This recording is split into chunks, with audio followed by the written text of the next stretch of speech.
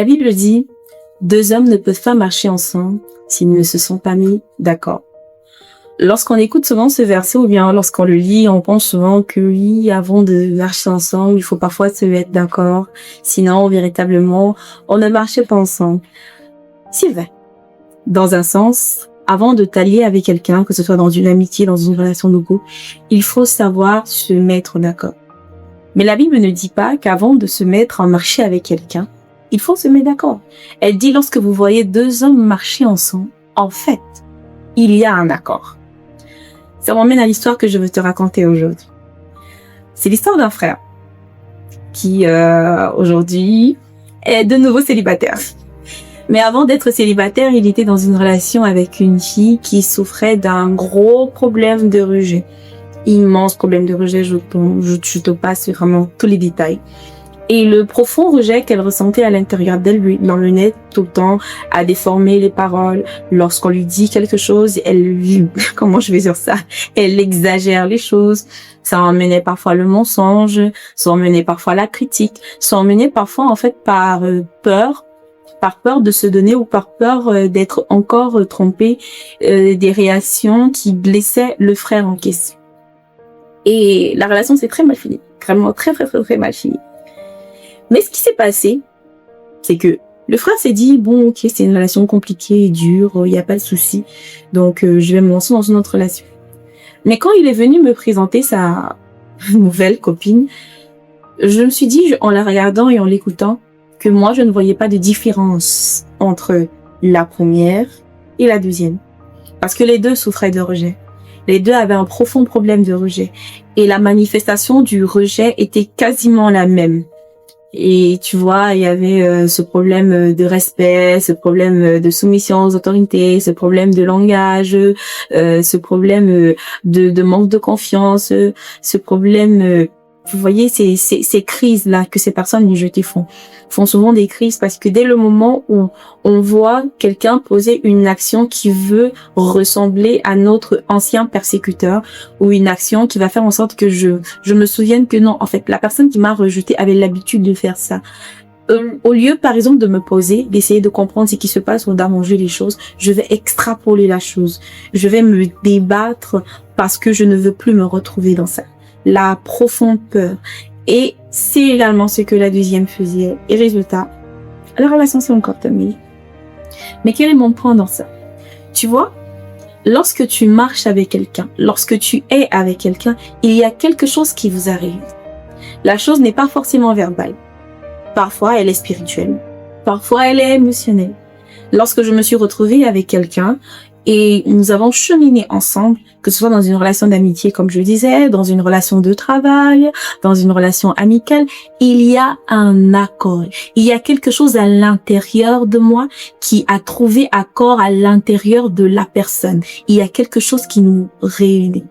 Voilà pourquoi dans les chroniques de Nana, tu m'entendras beaucoup parler du fait que il faut savoir travailler son intérieur pour pouvoir attirer la bonne personne. Il y a une loi que j'ai appris il y a cela beaucoup d'années qui s'appelle la loi de l'attraction.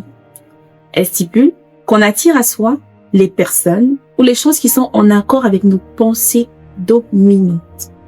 Qu'est-ce qui s'est passé? Pourquoi est-ce que le frère n'arrête pas d'attirer le même type de personnes? Pourquoi il se retrouve toujours avec ces types de personnes qui lui manquent de respect, ces types de personnes qui lui parlent mal, ces types de personnes qui souffrent profondément de rejet? Et au début, comme toute relation au début, tu vois, c'est beau, on a l'impression que ça va aller avec le temps, avec beaucoup de travail, beaucoup de prières. Ah non, ça va aller. Au début, ça ne se voit pas, mais vers la fin, il y a beaucoup de choses qui se manifestent. Le problème, ce n'est pas tant les autres, ce n'est pas tant les sœurs, ce ne sont pas tant les autres. Le problème, c'est le frère. Pourquoi j'attire à moi ce type de personne? Parce que en moi, il y a cette blessure. Très souvent, vous allez remarquer, les personnes rejetées attirent à elles les personnes qui vont les critiquer ou bien même encore plus les rejeter ou bien abuser d'elles. Pourquoi? Parce qu'il y a un accord qui s'est passé, qui est invisible. Un accord invisible qui s'est passé entre toi et moi. Moi, je souffre de rejet. Moi, je souffre de cette blessure-là qui a fait en sorte qu'on m'a beaucoup rejeté. Alors, je cherche l'amour. Je cherche la personne qui va me donner cet amour. Mais parce que je ne suis pas guérie, en fait, je vais attirer à moi quelqu'un aussi qui n'est pas guéri, qui est aussi parfois rejeté. et qui va me donner l'amour à sa manière, de la manière dont on lui a donné aussi cet amour. Donc, l'amour qui est le rejet. À un moment donné, cette personne va se retrouver en train de me rejeter, soit avec ses paroles, soit avec ses mots, soit avec ses actions. La personne peut même se retrouver en train de me tromper. Pourquoi? Parce que ce qu'il y a en moi a attiré cette personne-là. Chers célibataires, ça c'est le conseil le plus précieux que je peux vous donner. Pour attirer une bonne personne, pour trouver la bonne personne. En fait, je pense que la bonne personne n'existe pas. La femme parfaite, comme le docteur Max Monroe a l'habitude de le dire, la femme parfaite n'existe pas. L'homme parfait n'existe pas. Tu ne trouveras pas quelqu'un qui soit entièrement parfait. De la même façon que je pense que la bonne personne, c'est peut-être un mythe. Mon point, en fait, c'est de te faire comprendre que si tu veux attirer quelqu'un qui soit, en quelque sorte, bonne, dans les normes, qui ait des défauts, mais que tu pourras supporter, il faut que toi-même tu sois d'abord la bonne personne. Tu dois travailler ton intérieur, travailler ton cœur. Tu ne peux pas souffrir de rejet et espérer rencontrer quelqu'un qui soit délivré de rejet. Tant que tu n'es pas délivré de rejet, tu attireras toujours à toi quelqu'un qui souffrira lui aussi de rejet. Tant que tu n'es pas guéri de la blessure de l'abandon, de la blessure de la trahison, de la déception, de la peur ou tellement de choses, tu attireras toujours à toi les personnes qui sont comme ce que tu es à l'intérieur. C'est comme un appel silencieux, c'est comme un cri silencieux. On ne sait pas comment on a fait pour se mettre ensemble, mais on se retrouve ensemble. Au début, tout est beau, mais après, on se découvre que, après, il y a quelque chose qui va pas, quelque chose qui donne. Travaille à devenir la bonne personne pour attirer la bonne personne. Travaille toi-même tes blessures. Si tu peux pas les travailler toi-même, bien sûr, tu es sur la bonne page. Donc, tu peux nous écrire, bien évidemment, au numéro où on va t'aider à travailler cela pour pouvoir devenir cette bonne personne. Décide de commencer à pardonner. Décide de commencer à être une personne qui n'est pas remplie de colère. Décide de commencer à être cette personne qui n'est pas remplie d'amertume. Décide à être cette personne qui n'est pas remplie de méfiance. Parce qu'on se dit, ah, moi, vraiment, j'ai été tellement blessée dans le monde où voilà, moi, je peux faire confiance à quelqu'un. Je vais commencer à regarder si je vais commencer à être méfiant. La prochaine personne qui va venir à moi va souffrir. Non. La prochaine personne qui va venir à toi, c'est toi qui va souffrir. C'est pas l'autre. C'est toi. Ne te méfie pas. Ne sois pas en train d'être braqué, ne sois pas en train d'être cette personne qui soit constamment sur ses gardes, cette personne qui soit constamment dans la peur, cette personne qui vit dans les blessures et qui refuse d'admettre qu'elle a des blessures, cette personne qui refuse d'admettre qu'elle a un problème. Accepte que tu as un problème et à la lumière de la parole, décide en fait de travailler ton problème, décide de devenir une meilleure personne, décide de devenir une personne qui sait pardonner. C'est très important dans un mariage de savoir très vite pardonner. Décide de devenir une personne, en fait, qui ne voit pas les défauts des autres, mais qui voit les bons côtés. Décide de devenir une personne qui ne trouve pas son identité ni sa valeur dans le regard de quelqu'un. Décide de devenir une personne qui n'a pas peur de la solitude parce que, laisse-moi te le dire, le mariage ne veut pas dire qu'on ne sera plus jamais seul. Tu peux être marié à quelqu'un et tu vis profondément la solitude.